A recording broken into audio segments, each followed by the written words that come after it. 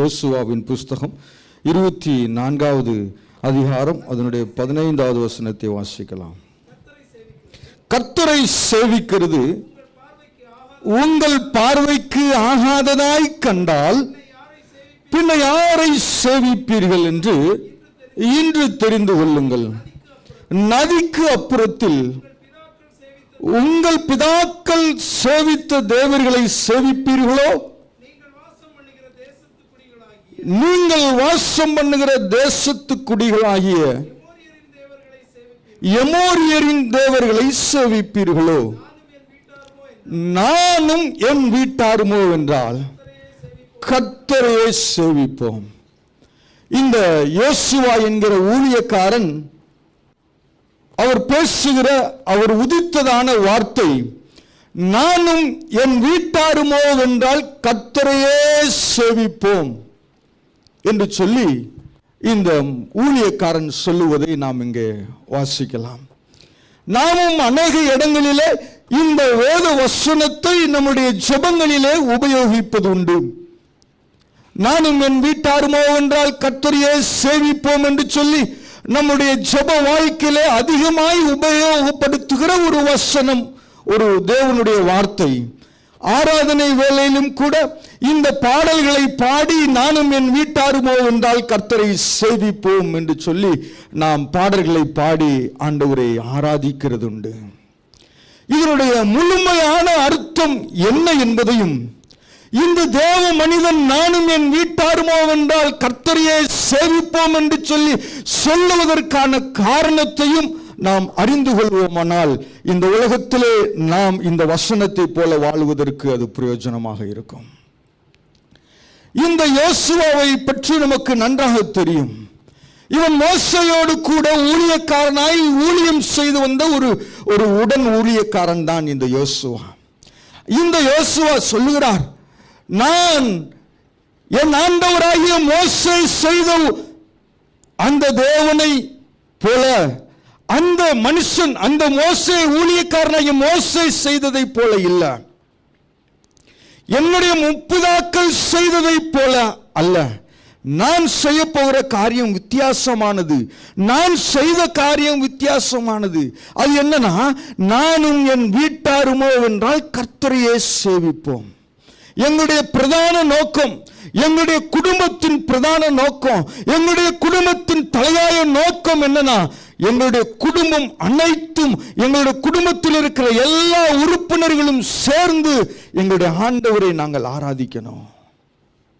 என்னுடைய முற்பிதாக்களை எல்லாரையும் எனக்கு நல்லா தெரியும், அவருடைய வாழ்க்கையை பற்றி எனக்கு நல்லா தெரியும். ஆனால் என்னை பிரித்தெடுத்த ஆண்டவர் வைத்ததான நோக்கம் அப்படி அல்ல, இது வேற மாதிரி.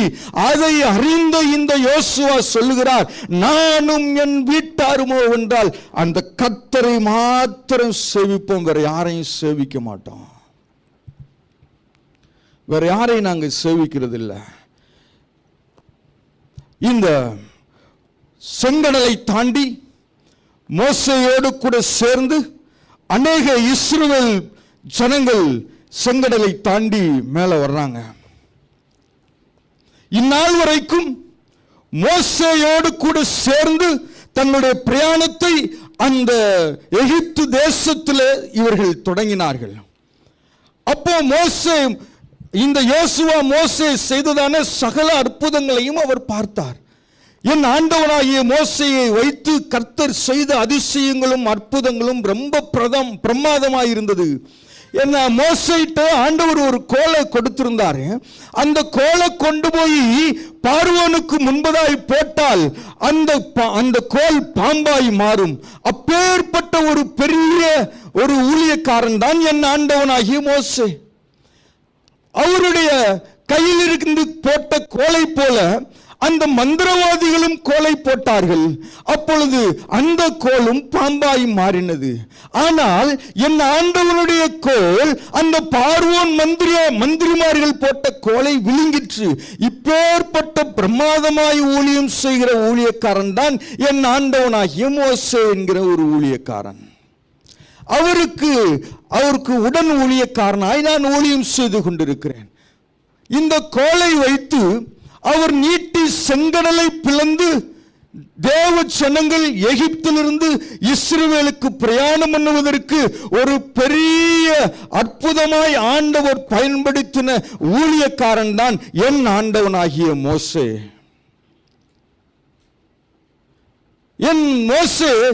என் ஆண்டவனாகிய மோசே இன்னும் பெரிய பெரிய அற்புதங்கள் எல்லாவற்றையும் செய்திருக்கிறார்.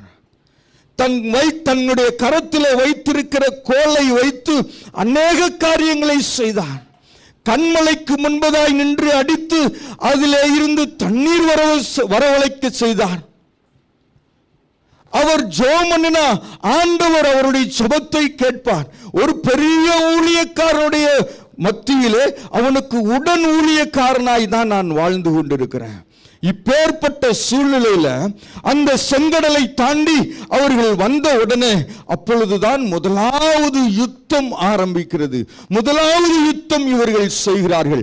இந்நாள் வரைக்கும் இஸ்ரவேல் ஜனங்களும் இந்த யோசுவாவும் இந்த மோசேக்கு அடிமையாய் மோசேக்கு கீழே ஊழியம் செய்து வந்தார்கள்.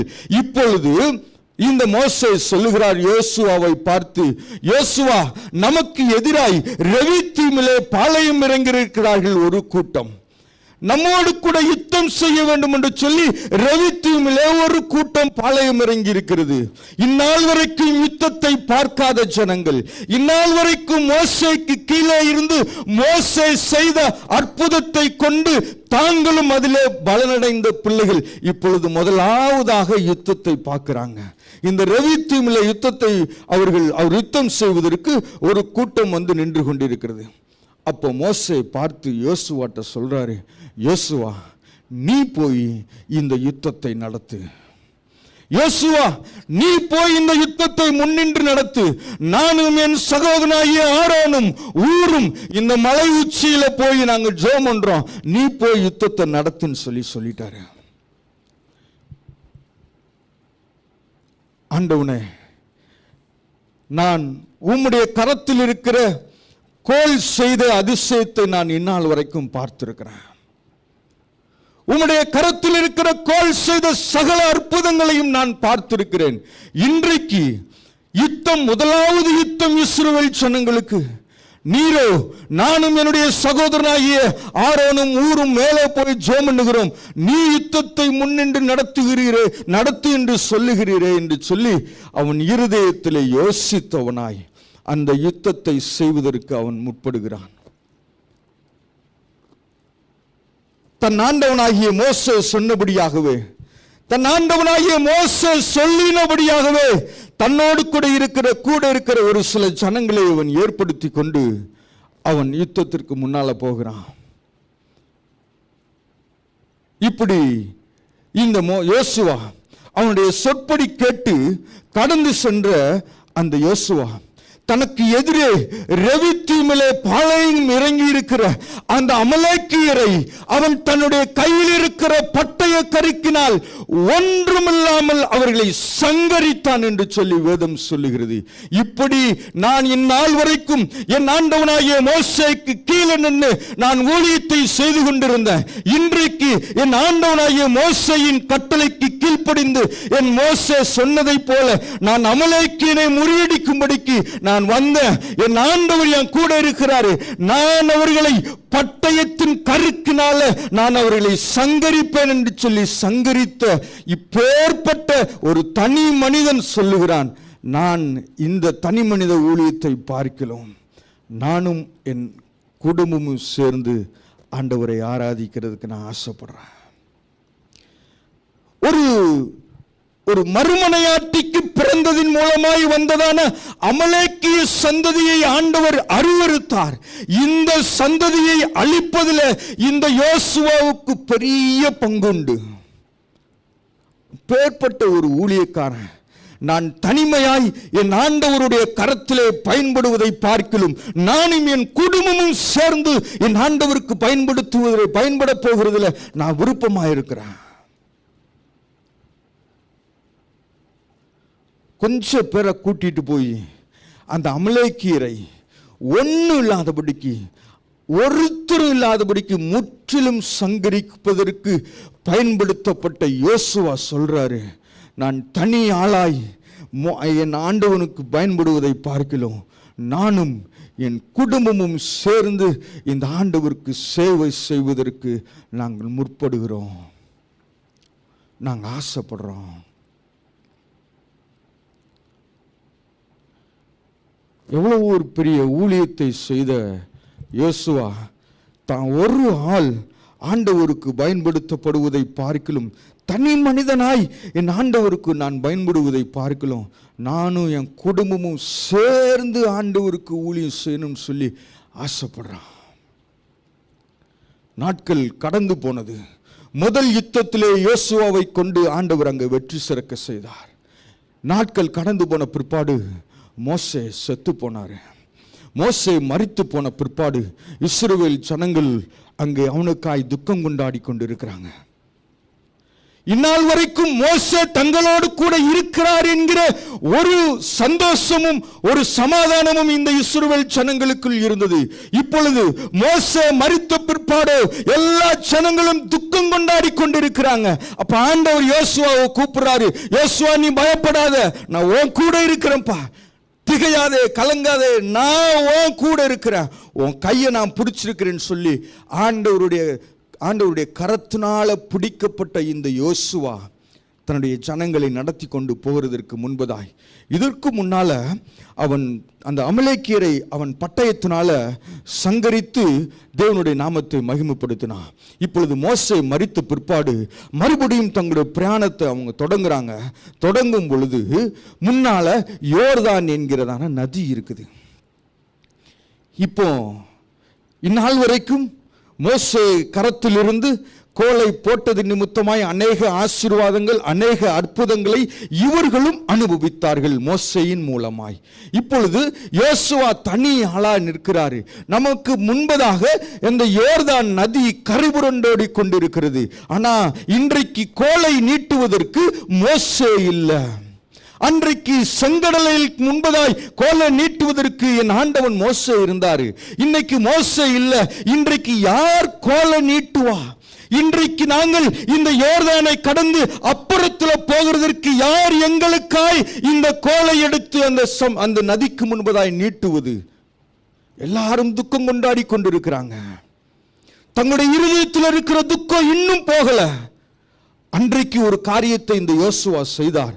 அவர்களுக்கு எல்லா ஜனங்கள் எல்லாரையும் கூட்டி அப்போ சொன்ன காரியம், உங்களுக்கு அற்புதம் நடைபெற வேண்டுமானால், நீங்கள் இந்த யோர்தானை கடந்து அப்புறத்தில் போக வேண்டுமானால், மோசே செய்ததை போல நீங்கள் அற்புதத்தை பார்க்க வேண்டுமானால், இன்னைக்கு ஒன்று செய்யுங்க, உங்களை பரிசுத்தம் பண்ணிக்கொள்ளுங்க, நாளைக்கு அற்புதம் பண்ணுவீங்க. யாரும் கோலை போய் நீட்ட வேண்டிய அவசியம் இல்லை. யாரும் உங்களுக்காய் செங்கடலை திறப்பதற்கு கோலை நீட்டினதை போல, யாரும் உங்களுக்கு தண்ணி வேண்டும் என்பதற்காய் உங்களுக்கு கண்மலையை அடித்ததை போல யாரும் கோலை நீட்டுவதற்கு தேவையில்லை. நீங்கள் தனி மனுஷனாய் நீங்கள் ஒவ்வொருவரும் உங்களை நீங்க இன்னைக்கு பரிசுத்தம் பண்ணி கொள்ளுவீர்களானால் நாளைக்கு உங்களுக்காய் இந்த நதி திறக்கப்படும். ஒரு பெரிய ரிவைவலை உண்டு பண்ண இந்த யோசுவா தனி மனுஷனாய் அந்த இடத்துல அத்தனை ஜனங்களுங்க, அத்தனை ஆயிரம் ஜனங்களுக்கு முன்பதாய் எல்லாரையும் கூப்பிட்டு இன்னைக்கு நீ பரிசுத்தம் பண்ணிக்கொள் என்று சொல்லி அவர்களை பரிசுத்தம் பண்ணுவதற்கு ஒரு பெரிய ரிவைவலை உண்டு பண்ண ஒரு தனி மனித ஊழியக்காரன் சொல்லுகிறான். இப்படி அநேக காரியங்களை செய்த இந்த யோசுவா, நான் தனி மனிதனாய் என் ஆண்டவருக்கு பயன்படுவதை பார்க்கலாம், நானும் என் குடும்பம், என் பிள்ளை, என் மனைவி, என் பிள்ளைங்க எல்லாருமாய் சேர்ந்து என் ஆண்டவருக்காய் ஊழியம் செய்ய ஆசைப்படுறோம், ஊழியம் செய்வதற்கு ஆசைப்படுகிறோம். கடந்து போயாச்சு. யோர்தான் நதி இவர்களுக்காய், இவர்கள் பரிசுத்தமாக்கப்பட்டது நிமித்தமாய் யோர்தான் பிளக்கப்பட்டது. அடுத்து போனா எரிகோ நின்று கொண்டிருக்கிறது. இந்நாள் வரைக்கும் எங்களுக்கு எங்களுடைய ஆண்டவனாகிய மோசே ஒரு கோலை நீட்டி செங்கடலை பிளந்தார். இந்நாள் வரைக்கும் எங்கள் ஆண்டவனாகிய மோசே தன்னுடைய கரத்தில் இருக்கிற கரத்தை நீட்டி கண்மலையை பிளந்து எங்களுக்கு தண்ணீர் வர செய்தார். அங்க எகிப்து தேசத்துல கோலை நீட்டி நைல் நதியில நீட்டி காட்டினது நிமித்தமாய் அங்கே எங்களுடைய ஆண்டவர் பெரியவர் என்பதை என் மோசே நிரூபித்து காண்பித்தார்.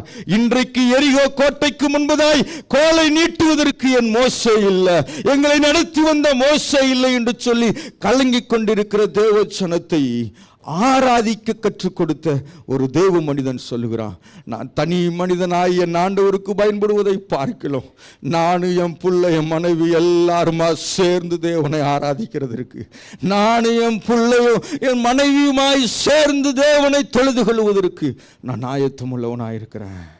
எல்லா ஜனங்களையும் கூப்பிட்டாரு. தான் மரிக்கிறதற்கு முன்பதாய் யோசுவா இந்த 24வது அதிகாரத்தின் 1வது வசனத்தை வாசிப்போமானால் அங்கே எழுதப்பட்டிருக்கிறது, தன்னுடைய கோத்திரங்களிலே எல்லாரையும் கூட்டிக் கொண்டு போய் இஸ்ரவேலின் மூப்பர்கள் எல்லாரையும் வரவழைத்து அங்கே இருக்கிற எல்லா தலைவர்களையும் இஸ்ரவேல் ஜனங்களையும் கூடி வரச் செய்து அவன் சொல்லுகிறான், இந்நாள் வரைக்கும் உங்களை நடத்தி வந்ததற்கு ஆண்டவர் என்னை பயன்படுத்தினார்.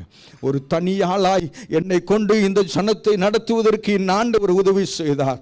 ஆனால் இன்றைக்கு நான் தீர்மானம் செய்கிறேன், நான் இப்படி பயன்படுவதை பார்க்கலாம், இப்படி ஜனங்களை ஒரு தனி மனிதனாய் இஸ்ரவேல் ஜனங்களை வழிநடத்தி வருவதை பார்க்கலாம், நான் குடும்பமாக சேர்ந்து என் ஆண்டவர் ஆராதிக்க விரும்புகிறேன். நீங்க செய்வீங்களா? நீங்க செய்வீங்களான்னு சொல்லி கேட்குறான்.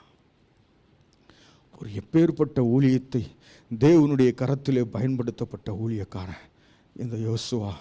ஒரு பெரிய ஊழியக்காரனுடைய கரத்திற்கு அடியிலே இருந்து ஒரு பக்குவப்பட்ட யோசுவா சொல்கிறான், நான் என் நாள் வரைக்கும் ஆண்டவர் என்னை தனியாக என்னை பயன்படுத்தினார், ஆனால் இன்றைக்கு நான் தீர்மானம் எடுக்கிறேன், இன்றைக்கு இஸ்ரவேல் ஜனங்களாகி உங்களை எல்லாரையும் கூட்டி வச்சு நான் சொல்கிறேன், நானும் என் குடும்பம் எல்லாரும் சேர்ந்து என் ஆண்டவரை ஆராதிக்க போகிறோம்.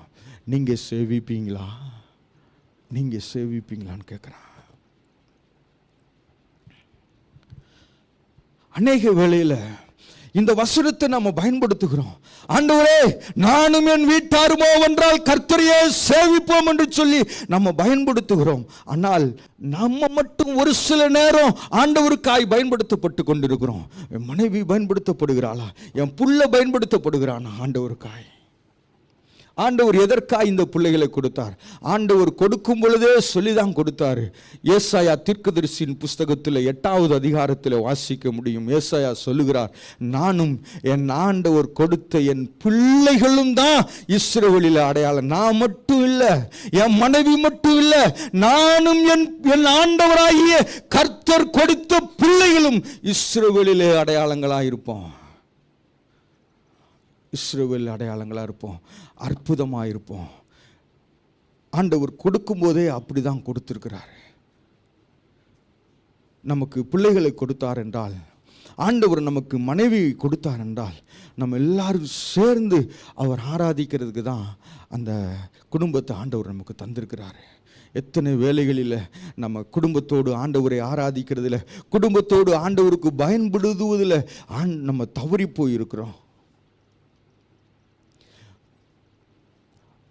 புருஷன் ஆண்டவருக்காய் வல்லமையாய் எடுத்து பயன்படுத்திக் கொண்டிருக்கிற சூழ்நிலையில் அநேகருடைய குடும்பங்களில் பிள்ளைகள் அதற்கு நேர்மாறாய் இருப்பதை நம்மால் பார்க்க முடியும்.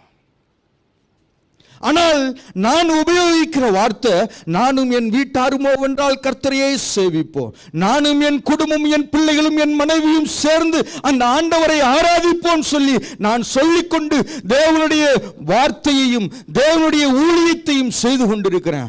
ஆனால் இதற்கு எதிர்மாறாய் என்னுடைய பிள்ளைகள் இருக்கிறது.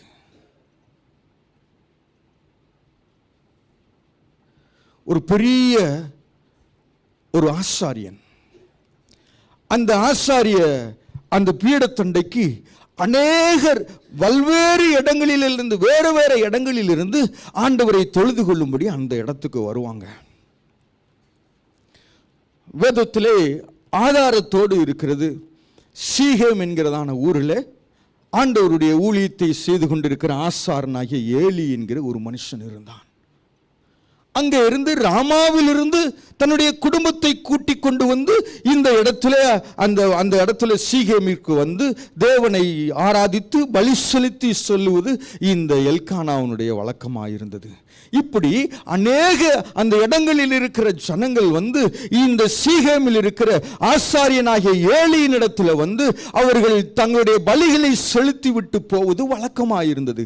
இந்த ஏலி என்கிறதான ஆசாரியன் ஆண்டவருடைய பாதத்தில் இருந்து ஆண்டவரை சேவிக்கிறதுல ஒரு பெரிய மனிதனாயிருந்தான். இந்த ஏலி என்கிறதான தீர்க்கதரிசி, ஏலி என்கிறதான ஆசாரியன் ஆண்டவருடைய பாதத்திலிருந்து தேவனுக்கும் ஜனங்களுக்கும் நடுவே இருந்து இந்த பாவம் செய்த இந்த ஜனங்களுடைய பாவத்தை கேட்டு தேவனிடத்திலே மன்னிப்பு வாங்கி கொடுக்கிற ஒரு பெரிய ஊழியத்தை செய்து கொண்டிருந்த ஒரு ஆசாரியன், நம்மை போல பிரசங்கம் பண்ணி கொண்டிருக்கிற ஒரு ஆசாரியன், நம்மை போல சிறுவர்கள் மத்தியிலே ஊழியம் செய்து கொண்டிருக்கிற ஒரு ஆசாரியன், நம்மை போல ஆங்காங்கே கிடைக்கிற இடத்திலே ஊழியம் செய்து கொண்டிருக்கிற ஒரு ஆசாரியன்.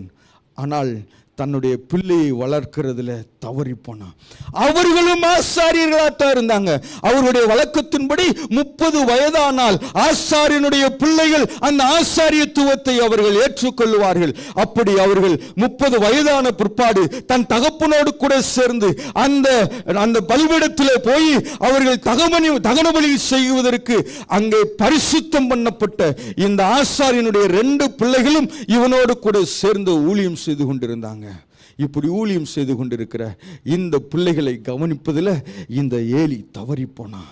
இவனுடைய கண்களுக்கு முன்பதாகவே அவர்கள் ஆசாரியர்கள் நின்று உட்கார்ந்து கொண்டிருக்கிற இடத்துல அங்கே தொலை வந்த ஸ்திரீகளோடு கூட அவன் சயனித்தான் என்று சொல்லி வேதத்தில் வாசிக்கிறோம். எப்பேற்பட்ட பாவத்தை செய்கிற பிள்ளைகளுக்கு தகப்பனாயிருக்கிற ஏலி. தகப்பன் ஆண்டவருக்காய் பலமாய் உபயோகப்படுத்தப்பட்டு கொண்டிருக்கிறான். மனைவி ஆண்டவருக்காய் பலமாய் பயன்படுத்தப்பட்டு கொண்டிருக்கிறார்கள். ஆனால் பிள்ளைகளோ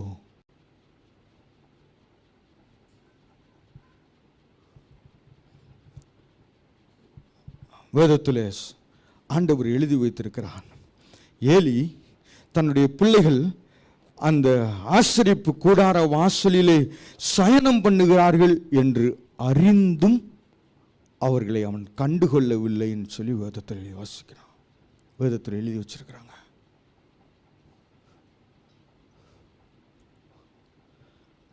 வேதத்தில் எழுதி வச்சிருக்கிறாங்க. பிள்ளைகளை வளர்க்கிறதுல தவறி போன ஏலி கர்த்தருக்காய் பிள்ளைகளை வளர்ப்பதற்கு பரிசுத்தம் பண்ணுவதற்கு அவன் எத்தனைத்தான் 30 வயசானா என் பிள்ளையை இந்த ஆசரிப்பு கூடார வாசலில் அபிஷேகம் பண்ணப்பட்டு அவன் ஊழியம் செய்யணும்னு சொல்லி அவன் நினச்சான். ஆனால் பரிசுத்தமாய் வாழ வைப்பதற்கு அவன் முன் வரலை. பரிசுத்தமாய் வாழ வைப்பதற்கு அவன் முன் வரல. அவன் அவனுடைய ஊழியத்தை செஞ்சு கொண்டுதான் இருந்தான். அவன் ஆண்டவருக்காக பயன்படுத்தப்பட்டு தான் கொண்டுதான் இருந்தான். அவன் காலையில் ஆனா அவன் வேதத்தை வாசிப்பான். அவன் காலையில் ஆனா அந்த ஆசரிப்பு கூட வாசல்ல போய் ஜனங்களுக்காய் திறப்பில் நின்று ஜெபம் பண்ணுவான். அவன் அன்றைக்கு ஜனங்கள் யாராவது தகன பலிகள் செய்ய வந்தார்கள் என்று சொன்னால் ஆண்டவருக்கும் அவர்களுக்கும் நடுவே நின்று அங்கே பலி செலுத்துவான். ஆனா தன்னுடைய பிள்ளைகளை வளர்க்கிறதுல தவறிப்பான். தன்னுடைய பிள்ளைகளை வளர்க்கறதுல தவறி போனான். நம்மளும் அநேக இடங்களில் பார்க்கலாம். அநேக பெரிய ஊழியக்காருடைய மகன்கள், அநேக பெரிய ஊழியக்காருடைய பிள்ளைகள், அநேக நம்மோடு கூட உடன் விசுவாசிகள் ஆண்டவருக்காய் பயன்பட்டு கொண்டிருப்பாங்க. ஆனால் அவருடைய பிள்ளைகளுடைய வாழ்க்கை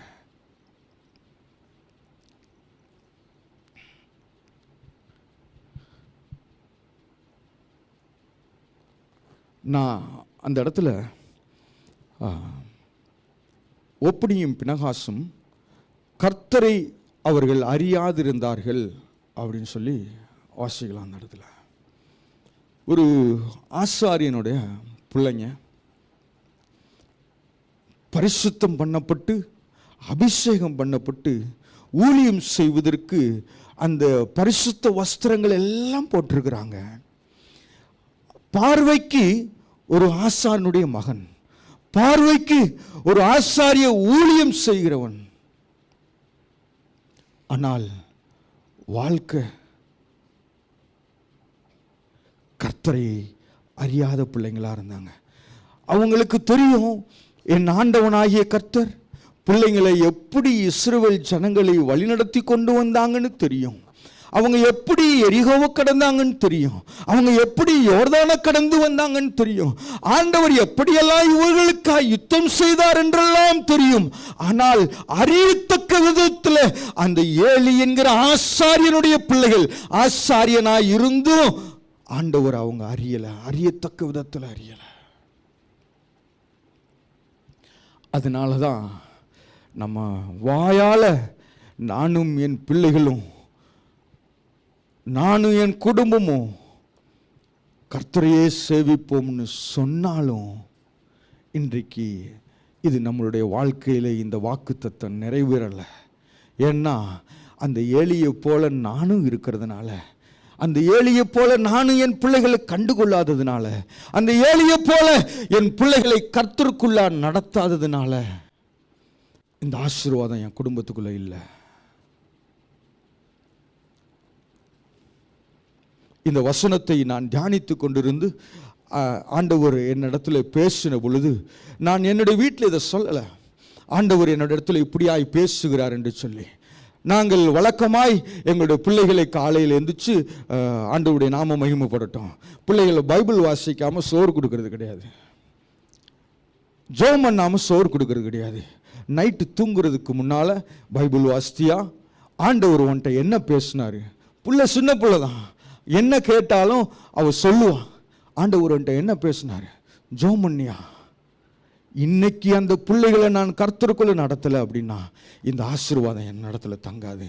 நானும் என் வீட்டார் மோவென்றால் கர்த்தரையே சேவிப்போம் என்று சொல்லி சொல்லுகிற வாக்குத்தத்தம் என்னட்ட நிறைவேறணும் அப்படின்னா நான் முதலாவது அந்த ஆண்டவரை உண்மையாய் அறிய வேண்டிய விதத்தில் அறிஞ்சிருக்கணும்.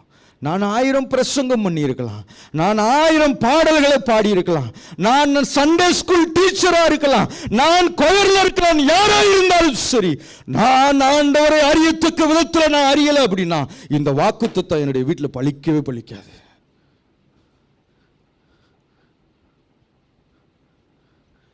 வாயால ஜெபம் பண்ணலாம், வாயால இந்த வார்த்தையை நான் அறிக்கை செய்யலாம், நானும் என் குடும்பமும்.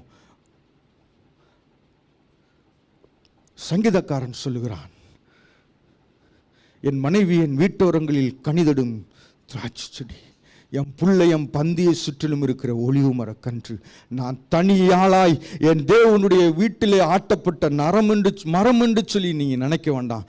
அதோடு கூட சேர்ந்து என் பிள்ளையும் இருக்குது, என் மனைவியும் இருக்கிறா. அநேக உதாரணங்களை வேதத்திலிருந்து சொல்ல முடியும். தேவனுக்காய் பயன்படுத்தப்பட்ட பிள்ளைகளுடைய பெயர்கள் கூட புஸ்தகத்தில் எழுதி வைக்கல. தேவனுக்காய் பிரகாசித்த ஊழியக்காரருடைய பிள்ளைகளின் பெயர்கள் வேதத்தில் சொல்லி வைக்கல. நானும் என் குடும்பமும் ஆண்டவரை சேவிக்கணும் அப்படின்னா, நானும் என் பிள்ளைகளும் எல்லாரும் சேர்ந்து ஆண்டவரை சேவிக்கணும்னா அவர் அறியத்தக்க விதத்தில் நானும் அறிந்து பிள்ளைகளை நடத்த வேண்டிய விதத்தில் நானும் நடத்தணும். அந்த பிள்ளைகளுக்கு மதியம் ஒட்டி இருக்கத்தான் செய்யும். டெய்லி அதை எடுக்க வேண்டியது என்னுடைய கடமை, என் மனைவியோட கடமை, நம்ம ஒவ்வொருவருடைய கடமை. அது சின்ன பிள்ளையாக இருந்தாலும் சரி, பெரிய பிள்ளையாக இருந்தாலும் சரி, அவர்கள் என்னவனாலும் செய்து கொள்ளட்டும், அவர்கள் என்னவனாலும் செய்து கொள்ளட்டும், ஆண்டவர் பார்த்து கொள்ளுவார் என்று சொல்லி இருந்தோமானால் நாளைக்கு நம்மளும் ஒரு நாள் இந்த ஏலியை போல உட்கார்ந்திருக்க வேண்டிய சூழ்நிலை வரும். அதுங்க சின்ன பிள்ளைங்க, அவங்க தெரியாத வயசு, அவங்க அப்படிதான் பண்ணுவாங்க.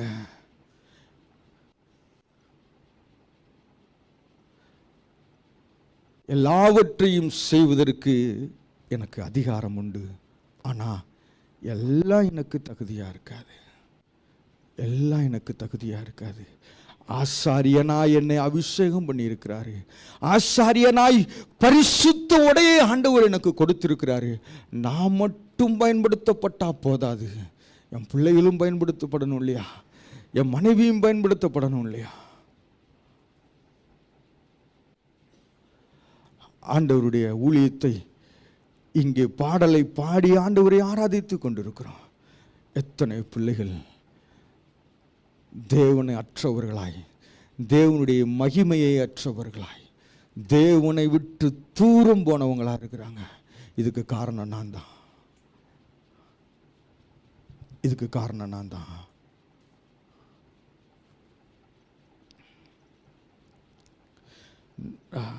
ஆண்டவர் கிருபையாய் இந்த சபையை நமக்கு கொடுத்திருக்கிறார். வெள்ளிக்கிழமை ஆனால் அநேக இடங்களிலே ஆராதனை நடைபெறுகிறது. எத்தனை பேர் நம்ம குடும்பமாக அட்டன் பண்ணுறோம்? நமக்கு சமயம் கொடுக்கப்பட்டிருக்கிறது. புதன்கிழமை ஆராதனையை அட்டன் பண்ண முடியலையா? ஆண்டவர் எவ்வளவு செலவழித்து, உதாரணமாய் சொல்ல போனால் பெத்தேல் சபைக்கு 270 அடி செலவழிக்கிறோம் ரெண்டுக்கு மட்டும். இவ்வளவு செலவு செய்து தேவனுடைய ஜனங்கள் குடும்பமா வந்து ஆண்டவரை ஆராதிக்கிறோம்னு சொல்லி சபை இவ்வளவாய் உதவி செய்கிறது. ஆனால் நிர்விசாரமாய் இருக்கிற எண்ணி நிமித்தமாய் என் பிள்ளைகள் ஆண்டவரை அறியத்தக்க விதத்தில் அறிந்தவரை அறியல. நான் சரியில்லை அப்படின்னா எப்படி என் பிள்ளைகளுக்கு சொல்லிக் கொடுப்பது? நான் ஆண்டவரை ஆராதிக்கல அப்படின்னா, கர்த்தரை ஆராதிக்கிறதை சபை கூடுவர்களை விட்டு விடாதீர்கள் சொன்ன வேத வசனத்தை நான் கடைப்பிடிக்கலனா நான் எப்படி பிள்ளைகளுக்கு சொல்லிக் கொடுக்கிறது? நான் ஆண்டவரை ஆராதிக்கிறதற்கு சர்ச்சுக்கு வரலனா நான் எப்படி சண்டே ஸ்கூல் பிள்ளைக்கு நான் எப்படி சொல்லிக் கொடுப்பேன்?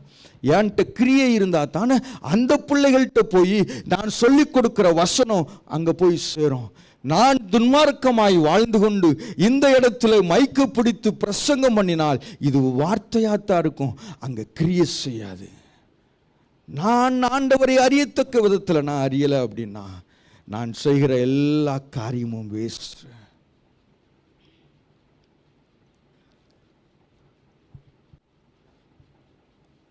நான் செய்கிற எல்லா காரியமும் வேஸ்ட். கண்களை மூடி ஆண்டவருடைய பாதத்தில்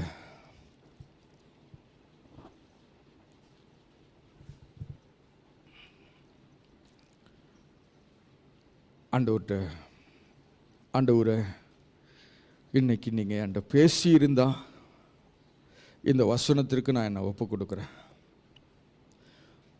உண்மையாலுமே ஆண்டவர் நீங்கள் என்னோடு கூட பேசியிருக்கிறீங்கன்னு சொல்லி உங்களுடைய உள்ளத்தில் ஆண்டவர் ஏவப்பட்டால் ஆண்டவருடைய சமூகத்தில் உங்களை ஒப்பு கொடுப்போம். ஆண்டவரே, நான் எழுந்து பிரகாசிக்கிறேன். நான் எழுந்து ஆண்டவருக்காய் ஊழியம் செய்கிறேன். மோசேயை பார்க்கிலும் அதிகமாய் தேவனுடைய சன்னிதானத்தில் ஊழியம் செய்கிறேன். யோசுவாவை பார்க்கிலும் நான் அதிகமாய் ஊழியம் செய்கிறேன். ஆனால் என் பிள்ளை எப்படி இருக்கிறது? ஏலி என்கிற ஒரு பெரிய ஆண்டவருடைய ஊழியக்காரன், ஏலி என்கிற ஒரு பெரிய ஆசாரியன் தம் பிள்ளையை ஒழுங்கா வளர்க்காததுனால இந்த ஆசீர்வாதத்தை அவனால பெற்றுக்கொள்ள முடியல. இதெல்லாம் அன்றைக்கு என் கூட நீங்க பேசி இருக்கிறீங்க. என் குடும்பத்தை பற்றி உங்களுக்கு நல்லா தெரியும், என் புருஷனை பற்றி உங்களுக்கு நல்லா தெரியும், என் மனைவியை பற்றி உங்களுக்கு நல்லா தெரியும், என் பிள்ளைகளை பற்றி உங்களுக்கு நல்லா தெரியும். எல்லா சூழ்நிலைகளையும் நீங்க ஆண்டவரே அறிஞ்சிருக்கிறீங்க. நான் ஆண்டவருக்காய் பயன்படுத்தப்பட்டு கொண்டிருக்கிறேன். ஆனால் என் முழு குடும்பமும் ஆண்டவருக்காய் பயன்படுத்த முடியாம ஆண்டவரை விட்டு தூரமா இருக்குது. ஆண்டவரை, என் கணவன் ஆண்டவரை விட்டு தூரமா இருக்கிறான். நான் ஆலயத்துக்கு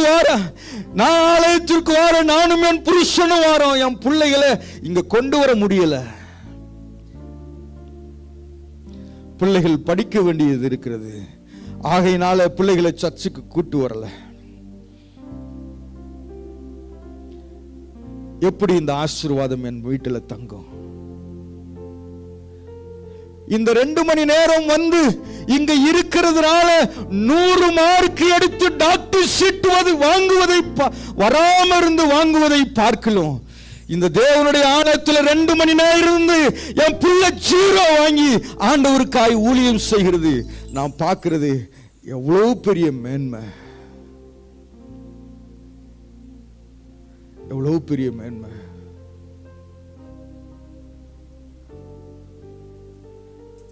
இஸ்ரவேலிலே அடையாளங்களாய் இருக்க வேண்டுமானால் இஸ்ரவேலிலே என் பிள்ளைகள் அற்புதமாய் இருக்க வேண்டுமானால் ஆண்டவரை ஆராதிக்கிற இடத்துல நான் இருக்கிறேன், என் மனைவி இருக்கிறா, என் பிள்ளையே எங்க? ஆண்டவர் கேட்பாரோ கேட்க மாட்டாரா?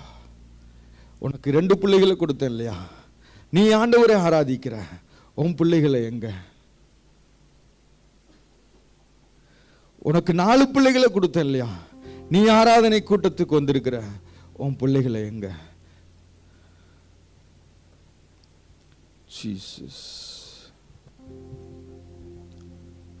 நானும் என் வீட்டாரும் உம்மையே சேவிப்போம், உமக்காய் ஓடுவோம், உந்தன் நாமம் சொல்லுவோம். நானும் என் வீட்டாரும் என் வீட்டாரும் உம்மையே சேவிப்போம், உமக்காய் ஓடுவோம். இன்னைக்கு நான் தீர்மானம் பண்றேன் ஆண்டவரே, இன்னைக்கு நான் தீர்மானம் பண்றேன்ப்பா, நான் மட்டும் இல்ல ஆண்டவரே, என் முழு குடும்பமும் உங்களை ஆராதிக்கணும் சாமி, என் முழு குடும்பமும் உங்களை ஆராதிக்கணும்.